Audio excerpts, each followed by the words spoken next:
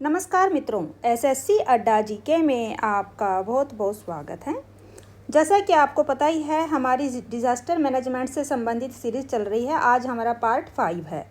आज हमारा टॉपिक रहने वाला है आपदा प्रबंधन अधिनियम 2005। स्टार्ट करेंगे। स्टार्ट करने से पहले आप हमारे चैनल को ज़्यादा से ज़्यादा लाइक, सब्सक्राइब और शेयर ज़रूर करें। साथ ही आप हमें कमेंट करके बताएं कि आपको हमारी सीरीज़ कैसी लग रही हैं। आप हमारी प्लेलिस्ट में जाकर पटवारी ग्राम सचिव से संबंधित जो वीडियोस हैं वो देख सकते हैं। उसके अलावा अन्य और भी हरियाणा जीके आदि से संबंधित आपको हमारी वीडियोस मिलेंगी। आइए स्टार्ट करेंगे।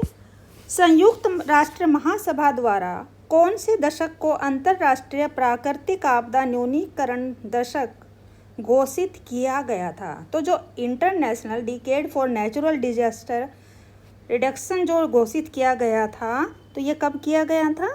यह किया गया था 1990 में। कब किया गया था? 1990 में घोषित किया गया था। अगर आ जाता है IDNDR की फुल फॉर्म क्या है, तो आप बता सकते हैं international decade for natural disaster reduction. आपदा प्रबंधन मंत्रालय को गृह मंत्रालय के अधीन कब स्थानांतरित कर दिया गया था? तो सही उत्तर है इसका 2002 में इसको क्या कर दिया गया था? आपदा प्रबंधन को गृह मंत्रालय के अधीन कर दिया गया था। इससे क्या फ़ायदा हो गया था कि जो बाढ़ वगैरह आएंगी या जो भी आपदाएं आएंगी, तो जो गृह मंत्रालय है वहाँ पर पूरा प्रबंध यहाँ पर इसको देखने का करता है। किसमें? 2002 के अंतर्गत इसको स्थानांतरित किया गया था आपदा प्रबंधन अधिनियम के लिए। नेक्स्ट है, भारत सरकार द्वारा आपदा प्रबंधन अधिनियम 2005 कब अधिनियमित किया गया था? तो इसको कब अधिनियमित किया गया था?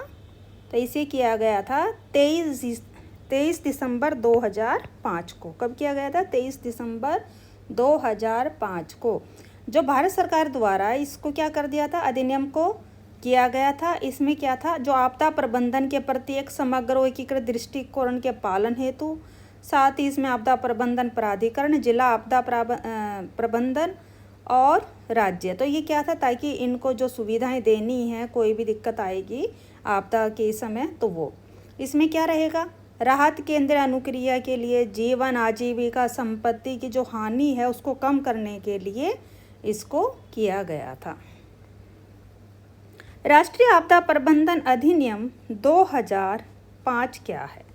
तो अभी आपको बताया कि जो राष्ट्रीय आपदा प्रबंधन अधिनियम है ये क्या है, ये राष्ट्र, राज्य, जिला एवं स्थानीय स्तर पर संस्थागत जो कानूनी, वित्तीय एवं समन्वय तंत्र स्थापित करता है। तो इसमें क्या हुआ कि इसको इसलिए लागू किया कि जो राष्ट्र, राज्य, जिला और स्थानीय स्तर पर इसको जो भी वहाँ पर वित्तीय सहायता, आर्थिक मदद आदि जो होती है आपदा के समय में, वह उनको दी जा सके।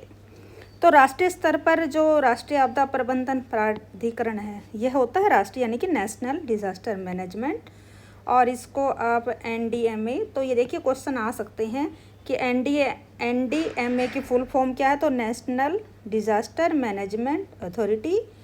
STMA की फुल फॉर्म क्या रहेगी, तो स्टेट डिजास्टर मैनेजमेंट अथॉरिटी, यानी कि राज्य स्तर पर जो राज्य के जो आपदा प्रबंधन प्राधिकरण करा जाता है। DDMA की फुल फॉर्म रहती है डिस्ट्रिक्ट डिजास्टर मैनेजमेंट अथॉरिटी, यानी कि जिला स्तर पर जिला जो आपदा प्रबंधन प्राधिकरण है वो है। तो ये आप देख सकते हैं, ये यहाँ से कोई भी क्वेश्चन आपसे पूछा जा सकता है। इन चीज़ों को आप ज़रूर याद रखेंगे। आपदा में गृह मंत्रालय के क्या कार्य है? तो जो क्या किया गया 2002 में, क्या कर दिया गया, आपदा प्रबंधन को गृह मंत्रालय के अंतर्गत कर दिया गया, स्थानांतरित कर दिया गया। तो उसका क्या कार्य है? तो प्राकृतिक आपदाओं एवं मानव जनित आपदाओं से राहत व तैयारी का उत्तरदायित्व ये किसका हो गया? फिर ये सारा गृह मंत्रालय का हो गया। किसका हुआ? यह गृह मंत्रालय का हो गया। इसके अनुसार क्या होगा, क्या है कि जिसमें भी कोई भी ऐसी प्रॉब्लम आ जाती है, अचानक से कोई भी आपदा आ जाती है, तो उसमें जो सारे जो राहत कार्य है उसको कौन देखेगा? गृह मंत्रालय के अंतर्गत उसको देखा जाता है। तो किसका उत्तरदायित्व? जैसे कि 1990 के दशक में है, उसके बाद 1993 में क्या हुआ था, लातूर में भूकंप आया था। लातूर में जो भूकंप आया था कब आया था? ये 1993 में आया था। उसके अलावा आपके जो और भूकंप आए हैं, जैसे कि उड़ीसा का अगर आप देखेंगे तो उड़ीसा में आया था चक्रवात। ये कब आया था? 1999 में उड़ीसा का चक्रवात, अगर आपको याद हो। उसके साथ ही आपका माल्या भूस्खलन हुआ था। ये कब हुआ था? तो ये सब क्या थी? ये सब आपदाएं जब आई थी तो इसको किसके द्वारा राहत सामग्री सब कुछ दिया गया था? यह आया था 1994 में। अच्छा, जो होता है गृह मंत्रालय के अंतर्गत कार्य होता है, लेकिन जो सभी जो विपदाओं को इनको देखता है तो इसका जो हेड इनमें बनाया जाता है वह कौन होता है? तो वो जो सचिव रहते हैं उसको हेड के रूप में बनाया जाता है। आपदा प्रबंधन प्रभाग का क्या कार्य रहता है? जो प्रबंधन प्रभाग है इसका कार्य अब क्या देखिए। राष्ट्रीय आपदा प्रबंधन जो प्राधिकरण, राष्ट्रीय आपदा मोचन बल, जो ये गृह मंत्रालय के अंतर्गत आता है सारा। किसके अंतर्गत आएगा ये? गृह मंत्रालय के।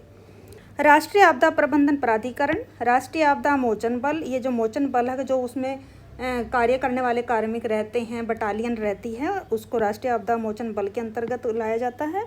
इसके अंतर्गत कितनी बटालियन हैं वो का भी हम आगे पढ़ेंगे। राष्ट्रीय आपदा प्रबंधन संस्थान एवं अग्निशमन सेवा निदेशालय होमगार्ड्स नागरिक सुरक्षा तथा सशस्त्र बलों के साथ समन्वय स्थापित करते हैं। तो ये किसका कार्य है? तो जो आपदा प्रबंधन प्रभाग है तो ये सब गृह मंत्रालय का कार्य होता है। किसका होता है? गृह मंत्रालय का कार्य यह रहता है। राष्ट्रीय कार्यकारी समिति के अध्यक्ष कौन करते हैं? तो यह कौन करेंगे? यह करते हैं, यह आपदा प्रबंधन के लिए एक समन्वयकारी व निगरानी निकाय के रूप में कार्य करता है। ठीक है, इसकी अध्यक्षता कौन करते हैं? तो इसकी समिति के अध्यक्ष कौन होते हैं जो गृह मंत्रालय के अंतर्गत? तो इसकी अध्यक्षता केंद्रीय गृह सचिव के द्वारा की जाती है। तो गृह मंत्रालय में जो केंद्रीय गृह सचिव होता है इसकी अध्यक्षता उनके द्वारा की जाती है, याद रखेंगे। प्राकृतिक आपदाओं के प्रबंधन हेतु गठित मंत्रिमंडल समिति कब समाप्त कर दी गई?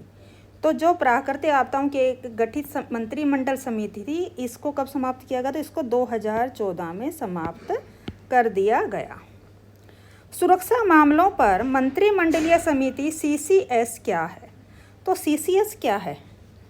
CCS एक क्या है? ये जो गंभीर सुरक्षा होती है, जहाँ पर एकदम ज़्यादा आपातीय स्थिति आ जाती है, ज़्यादा ही जो एकदम आ जाती है जिसको कोई भी कंट्रोल नहीं कर पाता, या राहत सामग्री नहीं पहुँच पाती, या अन्य कोई भी सुविधाएं वहाँ नहीं पहुँचाते, तो जो सबसे ज़्यादा गंभीर जहाँ पर स्थितियाँ पैदा होती हैं तो ये CCS है, यह यहाँ पर कार्य करते हैं।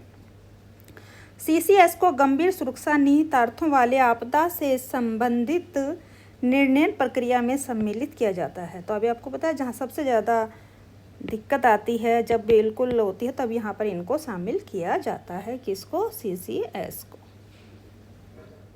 नेक्स्ट क्वेश्चन देख लेते हैं। राष्ट्रीय संकट प्रबंधन समिति के कार्य हैं। तो राष्ट्रीय संकट जो समिति है उसके क्या कार्य होते हैं आपको यहाँ पर यह बताना है। तो गंभीर या राष्ट्रीय जटिलताओं वाले बड़े संकटों से संबंधित मामलों पर यह कार्यवाही करती है। तो क्या करती है? राष्ट्रीय संकट प्रबंधन तो ज़्यादा ही जटिल होते हैं, ज़्यादा बड़े संकट रहते हैं, उनके द्वारा यहाँ पर कार्य किया जाता है।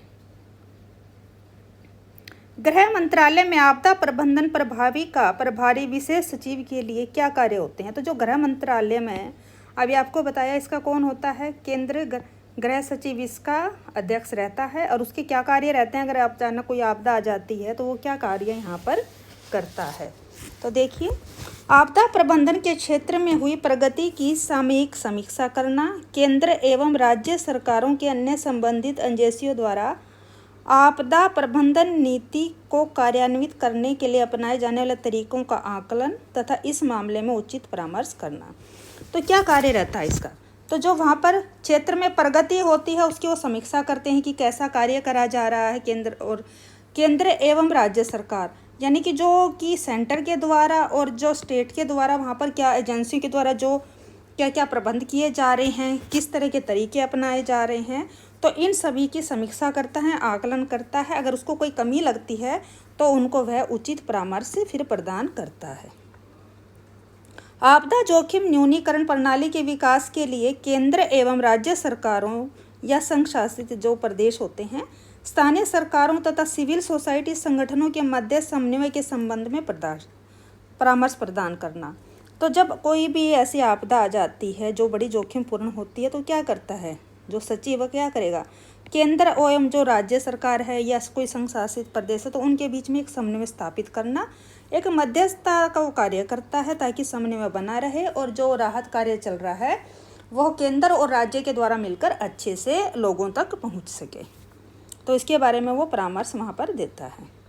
केंद्र सरकार या किसी राज्य सरकार या संघ शासित प्रदेशों द्वारा उठाए गए या स्वयं आपदा प्रबंधन से संबंधित, अच्छा, या तो फिर वो क्या करेगा, तो वह क्या करता है, अगर सेंटर के द्वारा या स्टेट के द्वारा जो कार्य करे जाते हैं उनको देखता है और वो उसको लगता है तो वह अपना वहाँ पर परामर्श दे सकता है, अपने विचार वहाँ पर कर सकता है कि इस कार्य को ऐसे नहीं ऐसे किया जाए।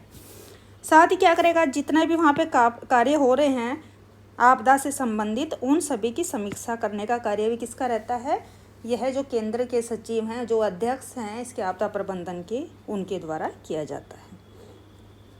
राष्ट्रीय आपदा प्रबंधन संस्थान किसके तहत कार्य करता है, तो यह एनडीए के द्वारा कार्य करता है। एनडीए मतलब नेशनल डिजास्टर मैनेजमेंट अथॉरिटी द्वारा जो क्या होता है, इसके द्वारा निर्धारित व्यापक नीतियों एवं दिशा निर्देशों के फ्रेमवर्क के तहत यह कार्य करता है।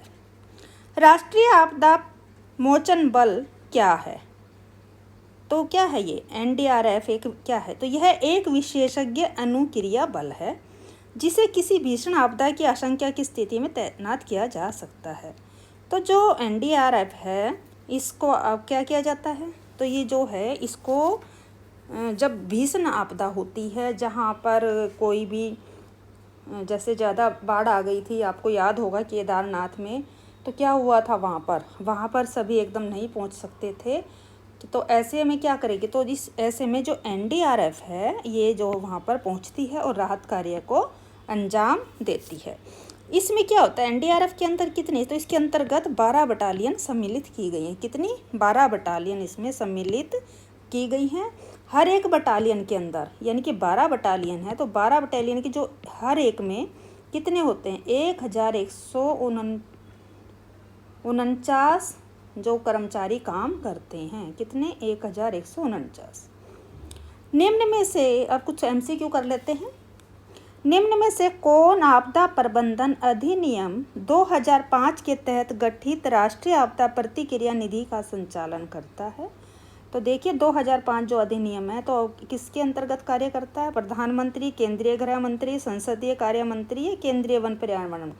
तो अभी आपको बताया है ऑप्शन बी ठीक रहेगा, केंद्रीय गृह मंत्री, क्योंकि गृह मंत्रालय के अंतर्गत इसको 2002 में स्थानांतरित कर दिया गया है, तो क्या होगा, केंद्रीय गृह मंत्री।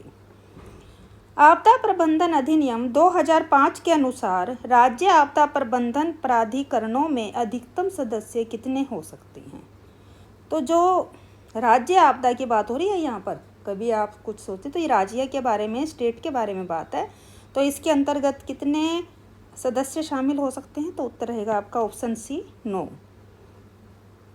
राष्ट्रीय आपदा प्रबंधन संस्थान को पहले क्या नाम दिया गया था, तो जो राष्ट्रीय आपदा प्रबंधन संस्थान है पहले इसको राष्ट्रीय आपदा प्रबंधन केंद्र के नाम से जाना जाता था। ऑप्शन ए यहाँ पर ठीक है। एनडीआरएफ में कितनी बटालियन शामिल हैं, तो अभी आपको बताया जो एनडीआरएफ है इसके अंतर्गत कितनी बटालियन शामिल की गई हैं, इसके अंतर्गत 12 बटालियन शामिल हैं। कितनी हैं, 12 बटालियन यहाँ पर शामिल की गई हैं। अच्छा, एनडीआरएफ क्या है, आप बार बार सोच रहे होंगे तो इसका क्या होगा full form, national disaster response force. क्या है फुल नाम, national disaster response force, full form इसकी रहेगी। एनडीआरएफ की प्रत्येक बटालियन में कितने कार्मिक शामिल है, तो आपको बताया जो एनडीआरएफ यानी कि जो नेशनल डिजास्टर रिस्पॉन्स फोर्स है इसके अंतर्गत प्रत्येक बटालियन में कितने कार्मिक कितने कर्मचारी कार्य करते हैं? तो आपका रहेगा ऑप्शन ए 1149 करते हैं।